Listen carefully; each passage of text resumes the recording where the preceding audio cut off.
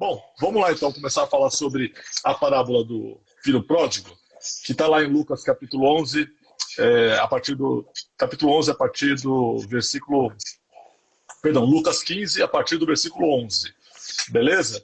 Então a gente vai começar a debater e aí depois a gente abre para perguntas e a gente vai conversando aqui, tá certo? Então a primeira coisa é dar um overview sobre essa parábola. Como a maioria de vocês, da gente sabe, um pai tinha dois filhos e o filho mais novo chega para o pai e diz o seguinte: pai, eu quero a minha parte da herança, então já faz a partilha dos bens aí que eu vou querer a minha parte, porque eu vou querer curtir minha vida e vou sair no mundo, beleza? Aí o pai, até contrariado, ele aceita essa decisão do filho e aí ele vai, divide a herança da parte do filho mais novo, e esse filho mais novo, então, ele sai pela vida e começa a curtir a vida, gasta tudo, ao ponto de que ele quebra, ele fica sem grana nenhuma. E aí, como ele está passando fome, está numa terra estrangeira, e ele vai trabalhar para cuidar de porcos, o que para o judeu era um assinte. E aí, cuidando dos porcos, ele com fome, ele deseja comer a comida dos porcos porque ele não tem comida. Até que ele cai em si e ele diz assim: poxa, os empregados do meu pai têm comida e vivem com dignidade. Então já sei, eu vou levantar e vou voltar para a casa do meu pai.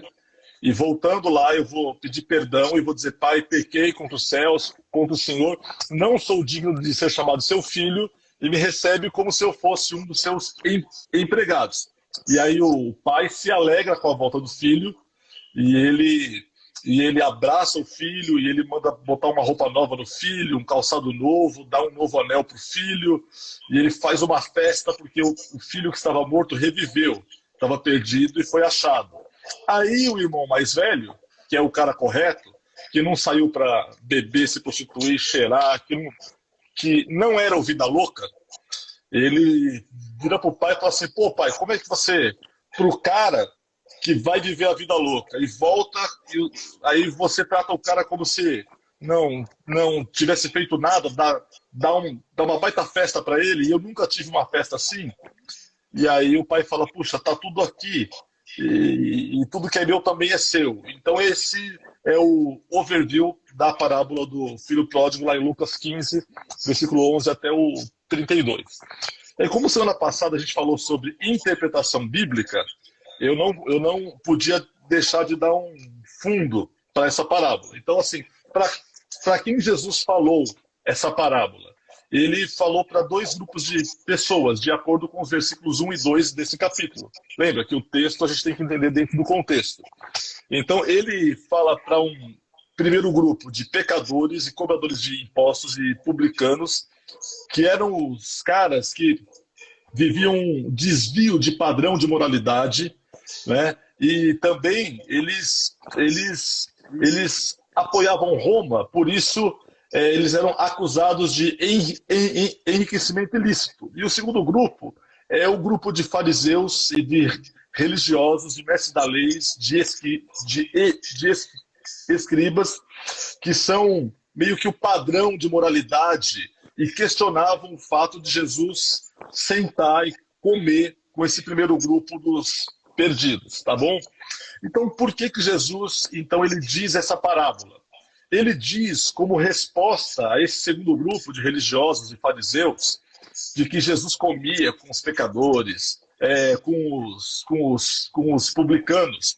Então, ele conta três parábolas, tá certo? E essa é a terceira parábola de uma sequência de parábolas. A da ovelha perdida, a da moeda perdida e essa parábola que a gente conhece como parábola do filho pródigo. Beleza? Bom, vamos lá. O que as três parábolas têm em comum? O senso de pertencimento. Assim como a dracma, a moeda perdida, pertencia à sua dona, assim também a ovelha perdida pertencia ao seu aprisco e o filho perdido à casa do pai. E qual o propósito dessa parábola?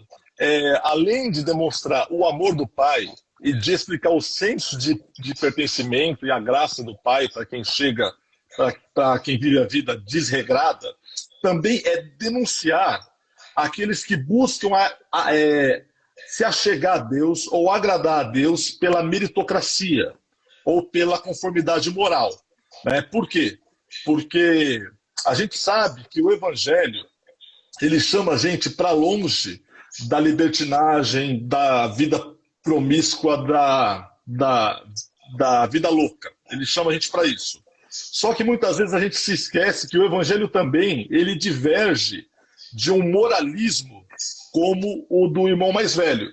Ou seja, se de um lado a parábola ela cutuca aqueles que vivem uma vida promíscua, de um outro lado, a parábola também ela cutuca aqueles que pela sua moralidade tentam agradar a Deus. Beleza? Então esse é o escopo geral da parábola do filho pródigo e a gente quer a partir dessa parábola então fazer algumas reflexões de como a gente pode viver com Jesus. Tá bom? Paulo, posso começar a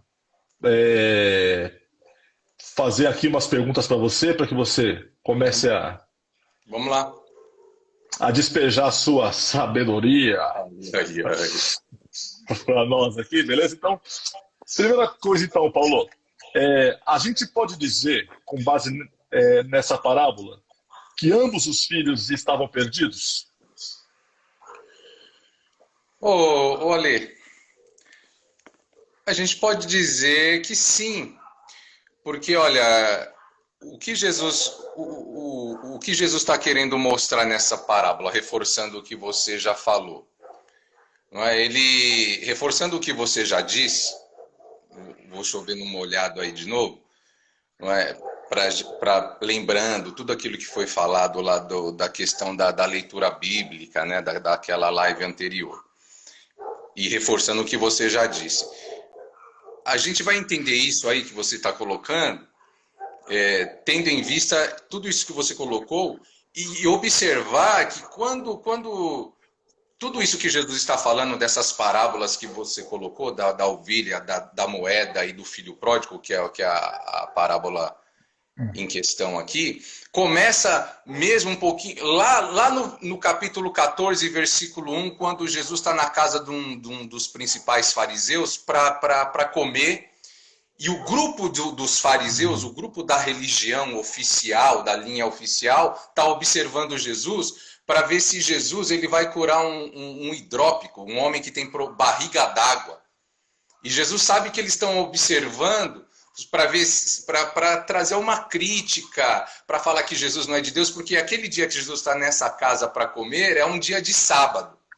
E o pessoal está só de olho querendo pegar ele no pulo, né? E Jesus vai e cura o homem no sábado e tal, e desenvolve toda uma questão lá, e chega nessas parábolas para mostrar sobre a importância da dignidade humana e o evangelho da graça. Então, Jesus, nessas parábolas, e nessa parábola do filho pródigo, ele tá se contrapondo à perspectiva espiritual e de vida da religião oficial da época ali, no caso do judaísmo, em especial o grupo mais representativo, que eram os fariseus. E quando Jesus está falando dessas três parábolas, e em especial dessa que é a da nossa meditação, ele está mostrando o quanto aquele pessoal que se dizia de Deus, o pessoal que era da religião, que se achava palmatória de Deus, estavam de fato perdidos e distantes de Deus. Então, nessa parábola, tanto o filho que vai embora e o que fica, Jesus, eles estão perdidos, respondendo a sua questão. E talvez mais o que está ali na casa do Pai, o que fica, porque Jesus ele está falando, o público principal dessa parábola, para quem Jesus está querendo cutucar e trazer uma lição para chocá-los, porque as parábolas eram para chocar o pessoal, é o pessoal da religião. Então Jesus está mostrando exatamente isso.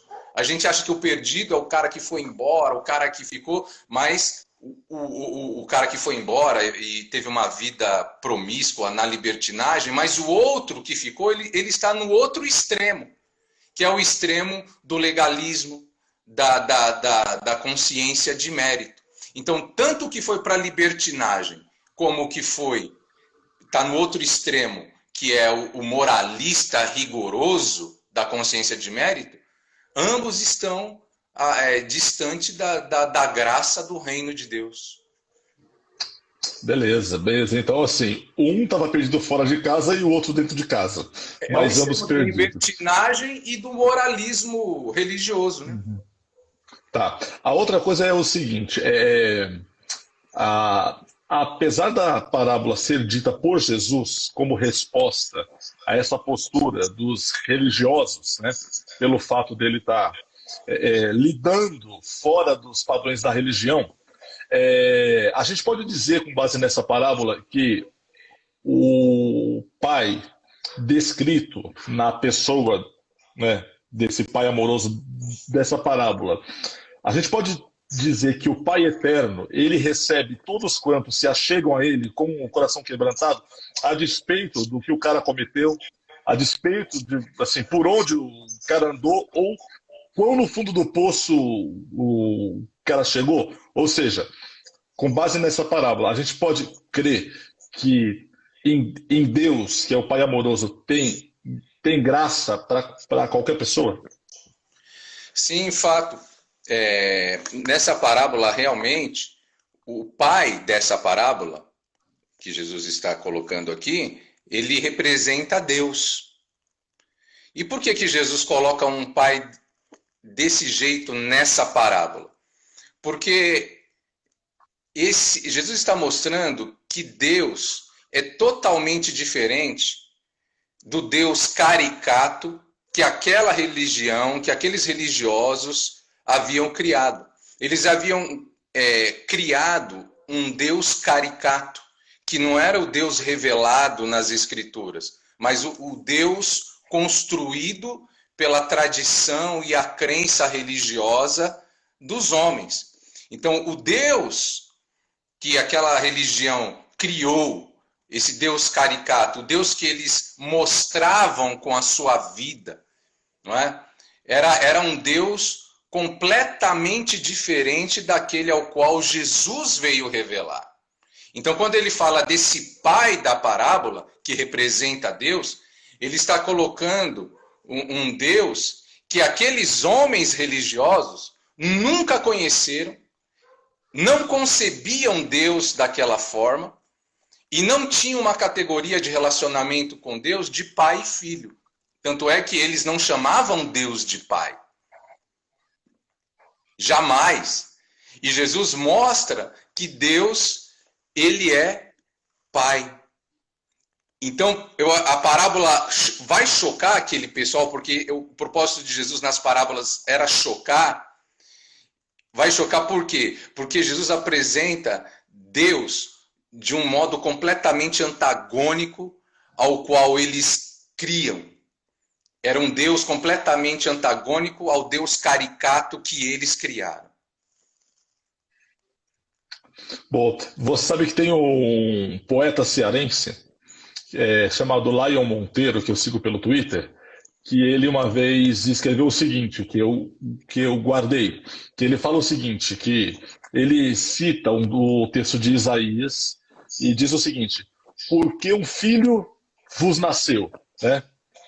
E a biografia de Deus jamais foi a mesma. Porque ele está falando sobre o Deus revelado em Jesus, né? Que é um Deus que não cabe nas categorias da religião, né? E aí eu me lembro também que o Ricardo Gondim, ele comentou uma vez que das 3 grandes religiões monoteístas, o islamismo, o judaísmo e o cristianismo, só o cristianismo tem o privilégio de chamar o seu Deus de Pai.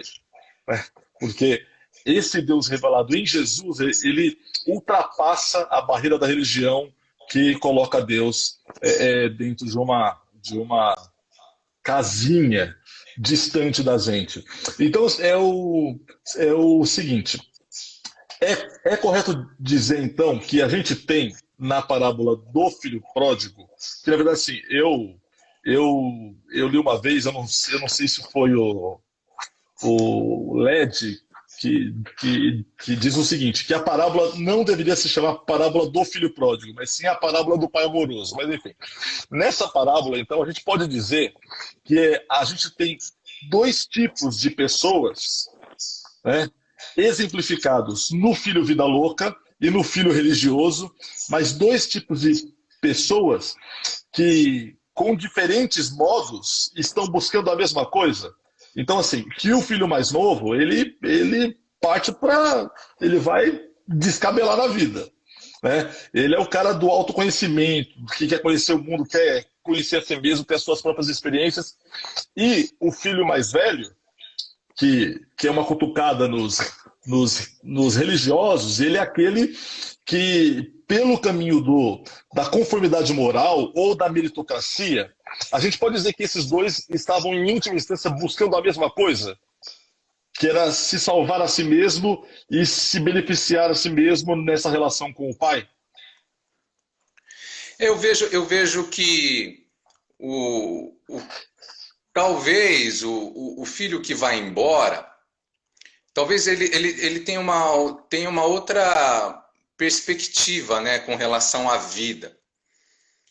Eu acho que o caso do que fica, eu acho que ele é extremamente complicado. Ele tem a sutileza de uma complicação muito perigosa. Mais perigosa do que a do que vai por uma vida de libertinagem. Porque você vai perceber que o que sai, ele se arrebenta, ele se quebra e ele se quebranta. E ele reconhece o seu erro por causa ele olha para dentro de si e vê as suas mazelas. E reconhece suas mazelas.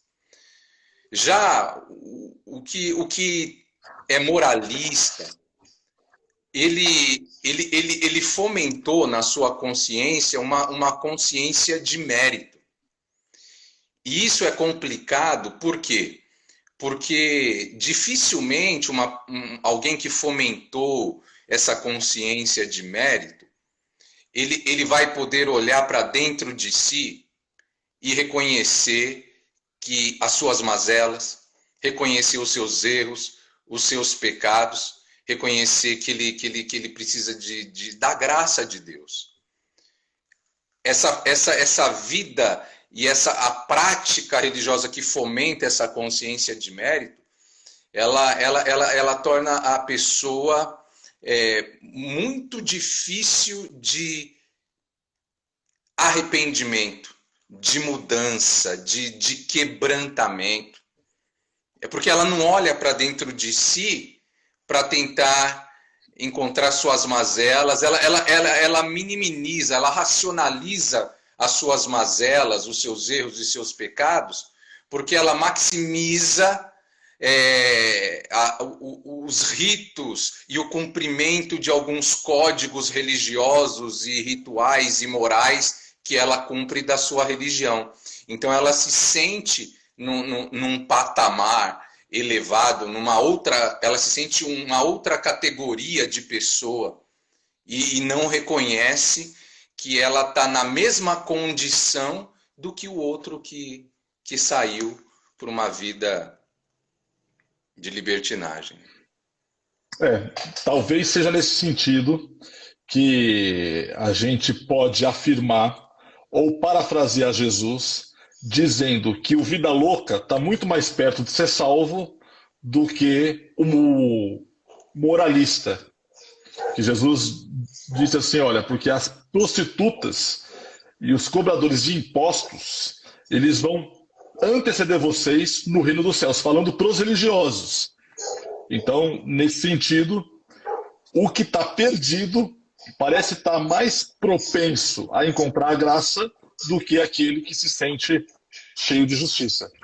Exatamente, porque justamente pelo fato da construção religiosa, ela é uma antigraça.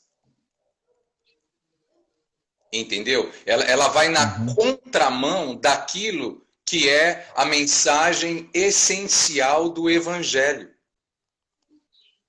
É anticruz, é antigraça.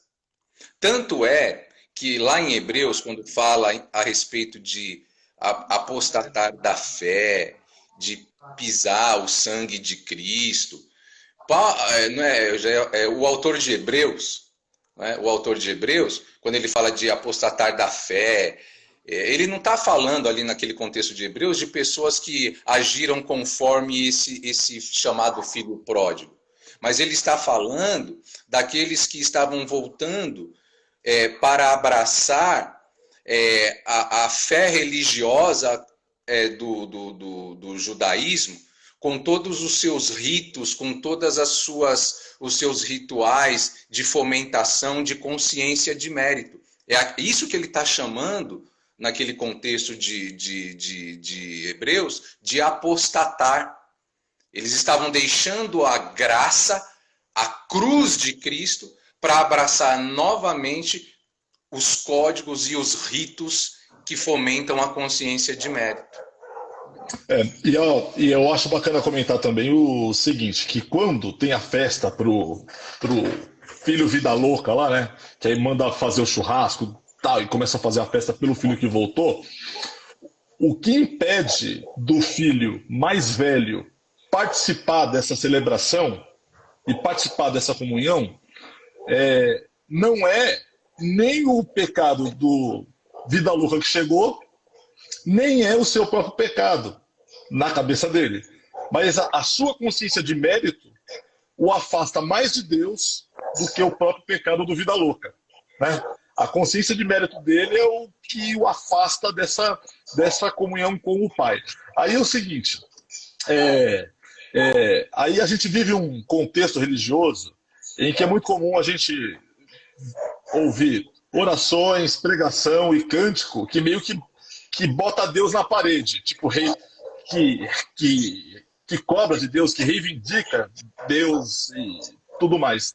E nessa parábola, a reivindicação que o cara faz para o pai, parece-me que a arrogância religiosa gera no religioso uma visão minimizada da autoridade que Deus tem. Ou seja, porque eu sou o cara, porque eu sou religioso, santarrão, eu faço tudo certinho, eu tenho o direito de botar a faca no pescoço de Deus e pedir dele aquilo que eu quero. Você concorda com isso ou não? Então, esse é o grande problema, da religião. Ela cria esse tipo de consciência, ela cria esse tipo de pessoa. Não é? Quando que a pessoa se torna inimiga da cruz? Quando que o religioso ele se torna inimigo da cruz? Não é? Quando o relacionamento dele se apoia nas virtudes dele e não na graça de Jesus, e não na cruz de Cristo. Então, esse é o grande problema, o cerne do problema e da crítica que Jesus faz ao pessoal da religião. Você vai lendo os evangelhos e isso salta dos textos, nos embates de Jesus com esse pessoal, nos contrapontos que Jesus faz à espiritualidade religiosa deles. Isso aí é um ponto crucial, essa questão deles se tornarem pessoas arrogantes, soberbas, pessoas que se acham especiais, se acham uma casta especial de gente, porque eles cumprem todo um código, falam que cumprem todo um código. Então, é esse tipo de coração que a religião gera, esse coração altivo, esse coração soberbo, esse coração arrogante, que Jesus vai mostrar em outras parábolas, onde ele está fazendo crítica a essa espiritualidade religiosa moralista, né? É isso aí. Bom, pessoal, daqui a pouco vocês podem começar a mandar pergunta aí, o pessoal está com a gente. E aí, na sua tela, tem um quadradinho com um ponto de interrogação. Fica mais fácil você mandar por aqui a sua pergunta, porque aí eu vou acessando, porque se você coloca aqui nesse comentário aqui, ele sobe e eu acabo perdendo a pergunta que você fez. Então é só você clicar nesse quadradinho aqui, aí você manda a sua pergunta e aí a gente consegue pegá-la por aqui. Mas eu consegui pegar aqui, Paulo, que a Cíntia, ela perguntou o seguinte: como que ela faz para saber se o Deus que está no coração dela não é esse Deus caricato criado pela religião, né? Esse Deus que é tudo menos pai. Quer ver? Ó, dá uma dica, quer ver? Ó, algumas coisinhas para pensar. Ó, quando é esse Deus caricato da religião, por exemplo, eu vou perceber o quê? Quando que eu sou fariseu? Quando que eu estou servindo a esse Deus caricato da religião? Quando o meu relacionamento com Deus se apoia nas minhas virtudes e não na graça de Jesus, e não na cruz. Quando eu me enxergo acima dos outros, eu começo a me achar uma categoria especial de pessoa, algo como um supra-humano, um meta-humano, e os outros são inferiores. Ora, porque eu sou praticante da religião X ou da religião Y, não é?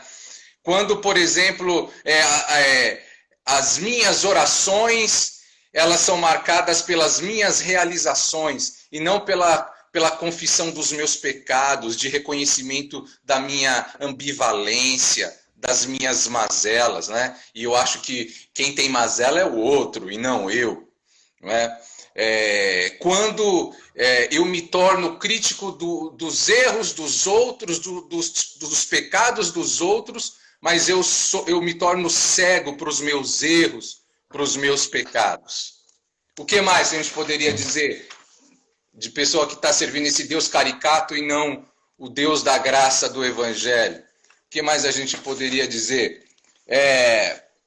Que o pecado do outro é pior que o meu pecado, né? Isso. Assim, que o pecado assim, que de um modo geral, o cara que comete pecado sexual, se for um pecado sexual com pessoa do mesmo sexo, ainda é pior ainda. Na verdade, a religião meio que criou um grupo seleto de pecados que ela julga piores, que são pecados sexuais, pecados relacionados a vício e roubar, matar e mentir. É isso aí. Então, assim, quando eu não cometo pecado sexual, quando eu não cometo roubo, assassinato ou mentira, então eu sou melhor que os outros, porque a leitura que eu faço de Deus é de um Deus que tem pesos diferentes para esse tipo de pecado. Qual que é o nome dela, Lê? A Cíntia.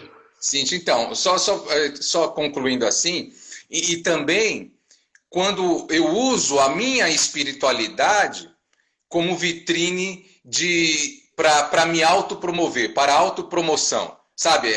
Pego a minha performance religiosa, espiritual, dentro dos padrões estabelecidos pela minha religião, e eu uso isso como vitrine de autopromoção, entendeu? Para dizer que eu sou o espiritual. E também, só para encerrar a questão dela, quando o meu padrão de santidade não tem como referência a Deus, mas os outros homens, que é isso que você estava dizendo. Eu não mato, eu não roubo, porque qual é o padrão de referência? É outro homem que mata e que rouba. Eu não sou promíscuo. Qual é o padrão de referência? É outro homem promíscuo, uma outra pessoa promíscua. Só que o referencial de santidade no Evangelho não é um outro homem. O padrão de santidade no Evangelho, quem que é? É o próprio Jesus de Nazaré. O homem perfeito, o homem teantropos, o Deus homem e o homem Deus, né?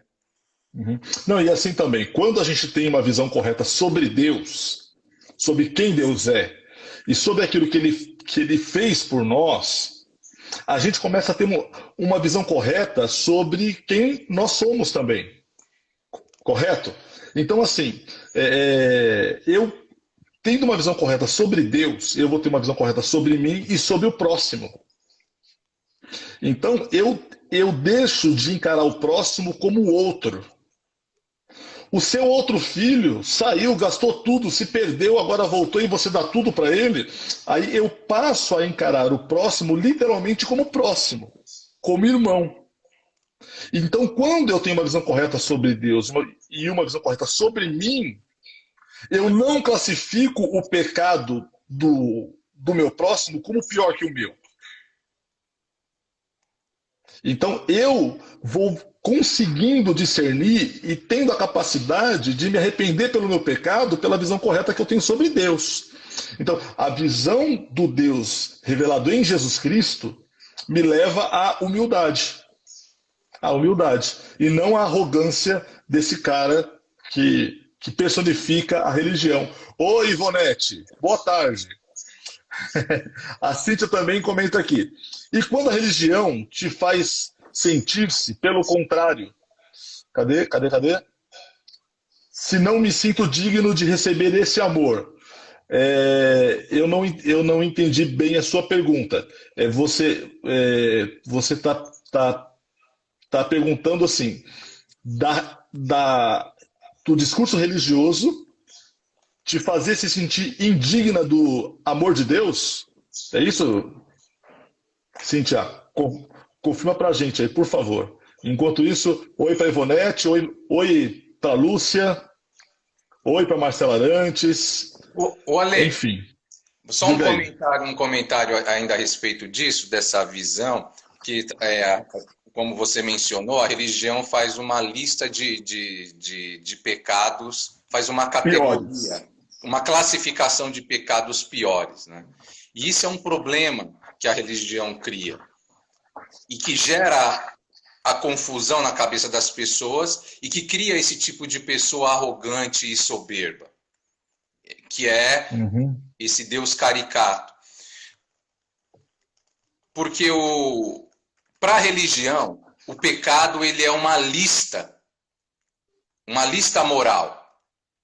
E o Evangelho de Jesus, ele mostra que, na verdade, pecado não tem a ver com lista. Pecado, eu sou, você é. Pecado não tem a ver, não é lista moral religiosa. Pecado sou eu. Pecado é você. Pecado é a Cíntia. Então, nós somos pecado. Você é pecado. Nós somos essencialmente pecadores. Nós pecamos porque nós somos pecadores. Nós não somos pecadores porque pecamos. Consegue perceber? Se você se olha como pecado eu sou, isso vai gerar em você uma dependência da cruz de Cristo, do sangue de Cristo vertido na cruz. Entende? Então, pecado eu sou. Pecado não tem a ver com lista religiosa nenhuma. Porque senão, se você se enquadra naquela lista de exterioridades, você já não se vê mais como este pecador que precisa desesperadamente da graça da cruz de Cristo. Então, isso é uma sutileza. O que parece ser piedoso se torna anti-evangelho e anti-cruz. Entende? São coisas sutis que vão fazer vão determinar uma espiritualidade saudável à luz do evangelho ou não. E essa é uma delas. Bom, voltando aqui, então o que a Cíntia havia perguntado, assim, como que ela faz pelo fato da religião, o discurso religioso fazer com que a gente se sinta indigno do amor de Deus. Então, eu vou falar o seguinte, tá? Primeira coisa, bom, eu não vou deixa eu pegar um outro caminho. Eu não vou falar sobre discurso religioso, tá certo? Eu vou falar sobre o Evangelho de Jesus Cristo. Então é o seguinte, Cíntia, no Evangelho de Jesus Cristo é o seguinte, imagina uma cômoda que você talvez tenha na sua casa, tá certo? Quando a relação com Cristo é uma gaveta dessa cômoda, você vai ter dificuldade de combinar, você vai ter dificuldade de conciliar a sua relação com Cristo com as demais gavetas. Ou seja, quando a relação com Cristo é uma parte da sua vida, que é o que a religião ela indica, ela sugere, você vai ter dificuldade de conciliar essa pequena parte com a Cíntia mãe, com a Cíntia aluna, com a Cíntia esposa, com a Cíntia vizinha, enfim. Mas quando a sua relação com Cristo não é uma gaveta da cômoda, mas é a cômoda onde estão postas todas as outras gavetas da sua vida, você passa a encarar a vida a partir dessa relação, você passa a encarar a relação com Cristo como algo do seu dia a dia, e essa sua relação com o pecado, ela se torna não uma relação de medo de inferno, mas uma relação de retribuição de graça. O Evangelho de Jesus leva a gente para isso, beleza? Ou seja, Jesus, a relação com Deus, a espiritualidade, ela não pode ser uma faceta da nossa vida ou uma gaveta da nossa cômoda. Nós devemos ter a relação com Cristo como o ponto de partida para tudo. A nossa relação com Cristo é a cômoda onde vão todas as gavetas. De mãe, a de aluna, a de esposa, a de filha, a de vizinha, a de profissional. Então, a proposta do Evangelho é essa. O que acontece é que muitas vezes o discurso religioso ele faz essa relação de pecado que eu vou dizer, tirando Jesus, nem o apóstolo Paulo se enquadra nela. Tá certo?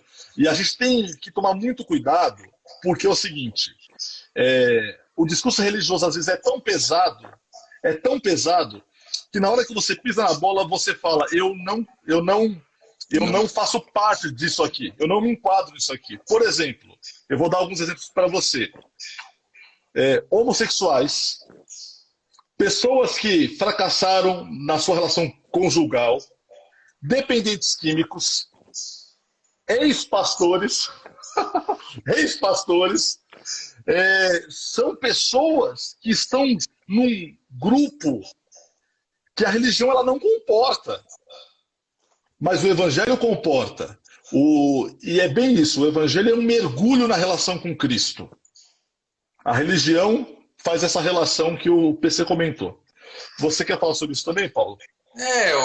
A religião é o que você está falando, ela é excludente. Ela não agrega. A religião, ela produz clones. Ela produz clones. E todo aquele que for diferente está excluído. Não faz parte. Entende? Que é justamente o que a religião na época de Jesus fazia. E qual era a bronca deles?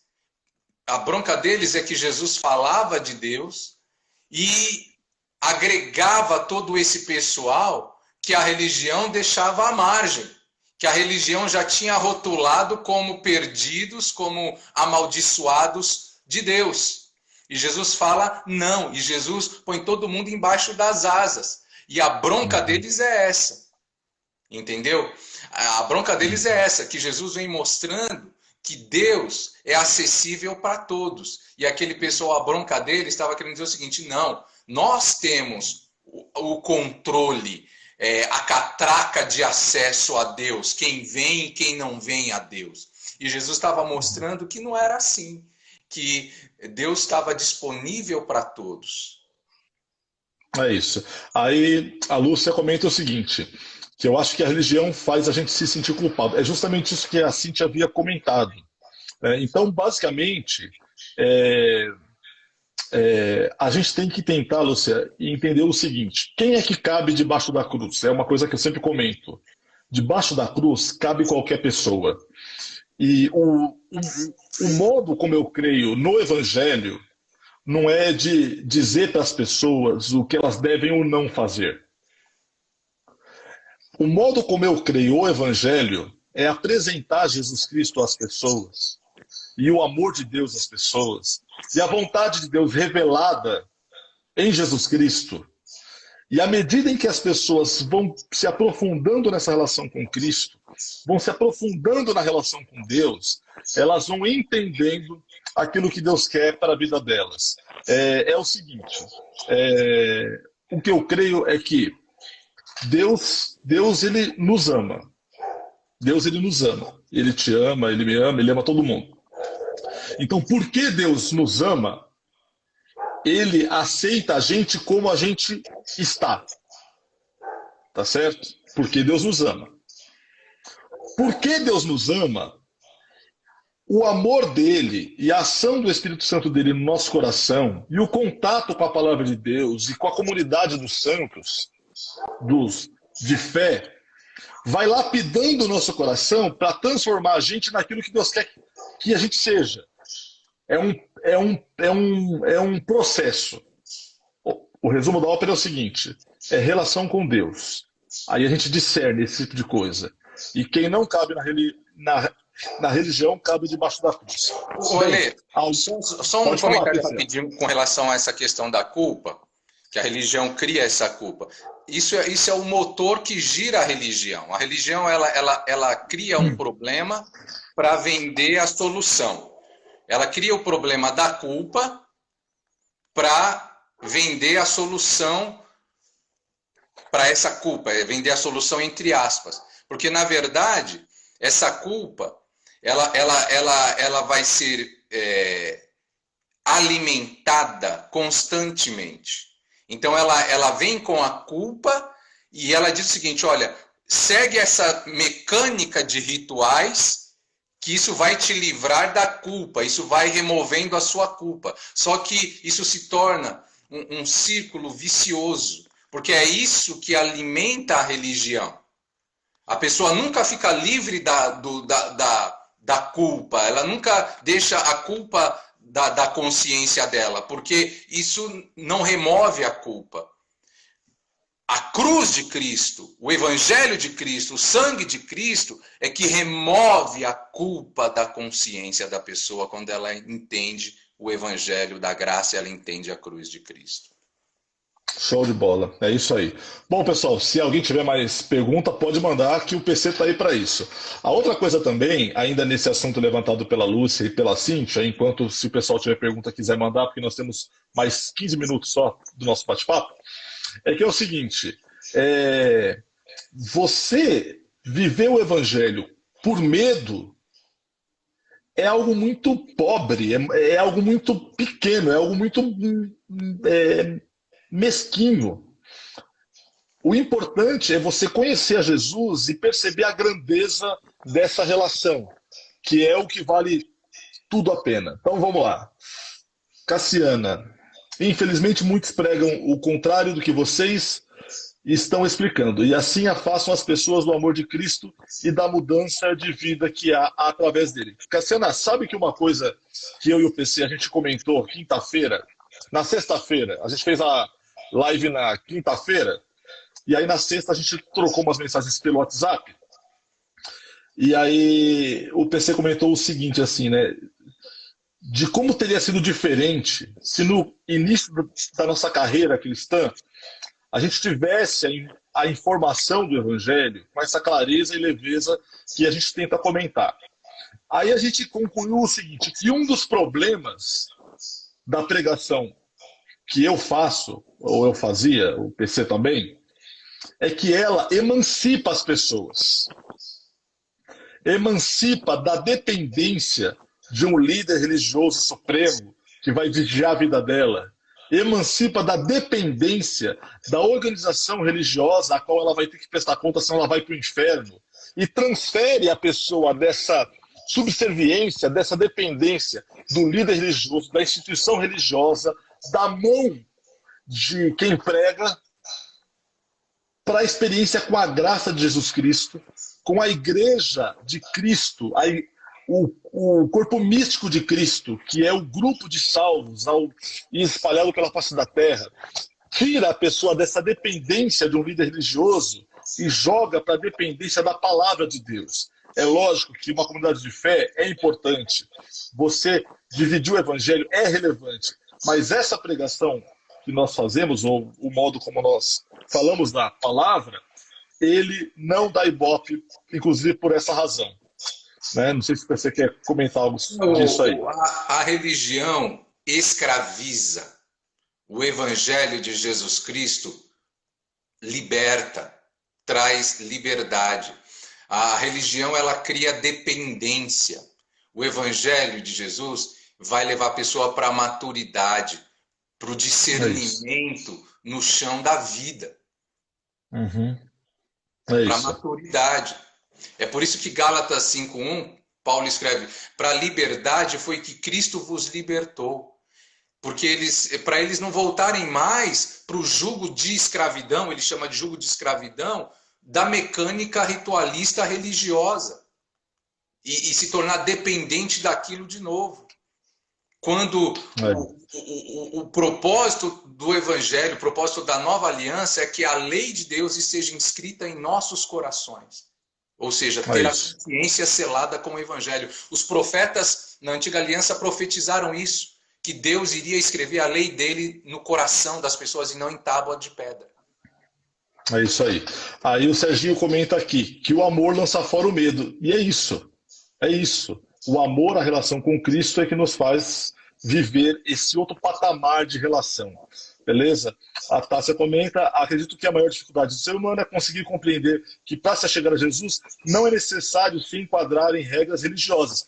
É uma coisa que a gente comenta, né, Paulo? Que o evangelho, ele é muito mais, mas ele é muito menos. Ele é muito mais sublime, ele é muito mais abrangente, ele é muito mais maravilhoso, é muito mais poderoso, é muito mais gracioso, é muito mais poderoso, mas ao mesmo tempo que ele é muito menos, ele é muito mais simples do que isso que a gente fica desenhando. Ele é muito mais singelo e muito mais profundo. É profundo isso. É profundo isso porque quando você olha para Jesus nos evangelhos, você vai perceber que qual é a bronca dos caras com Jesus? Porque eles entenderam que Jesus estava ensinando. Não é? Ele estava mostrando o seguinte: olha, para ser servo de Deus, para adorar a Deus, para cultuar a Deus, não necessariamente você precisa dos aparatos da religião. Quando ele fala para a mulher: olha, a mulher está preocupada, onde adora? A mulher samaritana, no Monte Gerizim ou no templo em Jerusalém? Qual dos dois templos? Qual o ritual? Qual o culto? Qual é o endereço sagrado? E Jesus fala: não é lá nem cá, filha. Adorar a Deus e servir a Deus, você não precisa estar atrelado a nenhum rito, a nenhuma religião. Porque a vida no Evangelho, na Nova Aliança, a vida é culto. Culto é a vida, é a cada momento, a cada instante. É isso, é isso. A Ivonete comenta aqui que por muito tempo ela passou vigiada por líder religioso, né? Isso é uma desgrama lascada, pelo amor de Deus. É isso aí. Que bom, Lúcia, que você está enxergando isso aqui agora e você tem tempo de viver esse nível de espiritualidade. Patrícia está com a gente também. Oi, Patrícia. Beijo nos meninos. E como dizem por aí, Jesus é legal. O que ferra, o que estraga é o fã-clube. É isso aí. Cara, o pastor Dionísio, o nosso professor, doutor Dionísio, que partiu para a eternidade semana passada, retrasada, a última mensagem que ele mandou para mim foi o seguinte: Alexandre, como diz um pensador, Jesus inaugurou o reino. Os homens criaram a igreja e deu no que deu. Então é isso, Jesus é gente boa. Cara, mas o fã-clube é de ferrar. Vamos lá, o Gu, vamos lá. Quando eu entendi que sou filho amado de Deus, as coisas se tornaram mais leves. Então é isso aí, cara, porque é a relação com Cristo. Né? É esse discernimento da relação com Cristo. A gente tem que tentar se parecer com Jesus e não com pessoas. A referência é Jesus e não as pessoas. E eu vou dizer, o evangelho é leve, cara. O Gustavo comentou e é isso, o evangelho ele é leve. Jesus ele vem para trazer libertação, cara, e não peso, e não medo.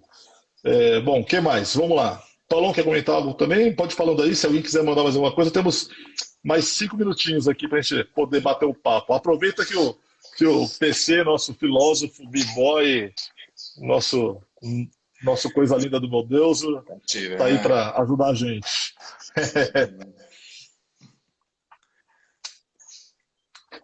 Bom, é isso aí. É isso aí. É isso aí. A gente tem que reconhecer isso mesmo. Na verdade é o seguinte, cara. No esquema religioso, você tem que se tornar para fazer parte. No esquema religioso, você se torna para fazer parte. No Evangelho, por você ser amado por Jesus, é que você faz parte, entendeu? É diferente. Na religião, eu faço para ser aceito. No Evangelho, porque eu sou aceito, é que eu faço. O caminho é inverso. Vamos lá, a mudança vem de dentro para fora e não ao contrário. É isso, cara. É de dentro para fora. Porque é o seguinte, uma coisa que a gente sempre fala é que a religião, ela adestra. Se você pegar um cachorro e ensinar o cachorro a andar em 2 patas, ele vai andar em 2 patas, mas não por muito tempo, porque ele continua cachorro. Então a religião, ela adestra. Só o evangelho transforma, porque ele muda a essência. Olha, beleza? Fala, Pauleira. Rapidinho, olhando para essa parábola, e você vê como que o filho que ficou, como ele reage com toda aquela festa, com todo aquele perdão, com aquela superabundante graça com a qual é recebida o filho lá que retornou, né? E é fato que a graça de Deus, a graça da cruz de Cristo, ela choca, ela escandaliza o moral religioso e o moral não religioso. A graça de Deus, ela sempre vai chocar, ela vai escandalizar, principalmente o homem moral religioso. Principalmente. E você vai perceber isso em outros momentos, em outras parábolas que Jesus fala sobre essa graça do Evangelho do Reino de Deus, chocando principalmente o homem moral religioso. A graça do Evangelho, ela choca, ela escandaliza o homem da consciência religiosa. É isso aí. A gente está chegando já na nossa reta final. Eu só queria comentar o seguinte. A gente não está aqui para falar de outra coisa senão da leveza e da verdade do Evangelho.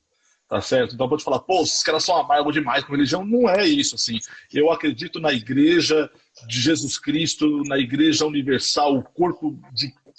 A universal no sentido de, assim, de o corpo místico de Cristo espalhado pela face da terra. Deixar claro, assim, nessa igreja. Eu não acredito em denominações, mas na Igreja Corpo de Cristo, tá? E aí é o seguinte, nessa reta final, eu só queria dar um exemplo claro para vocês do que é o Evangelho. Eu não quero entrar em mérito de doutrina, mas o exemplo que eu sempre dou é o seguinte, as pessoas dizem assim, o cara rouba, mata, estupra, tipo aquela antiga Miss Bumbum lá, que se converteu quando quase morreu. Aí todo mundo, a mina foi uma vagabunda a vida inteira, agora vira crente e começa tudo do zero. O Evangelho é assim. O Evangelho é assim, cara. Meu, ele pega uns merda que nem eu, uns tortos que nem o apóstolo Paulo, uns malucos que nem o apóstolo Pedro. Ele pega Miss Bumbum, ele pega traficante, bandido, estuprador, tudo que é tipo de gente.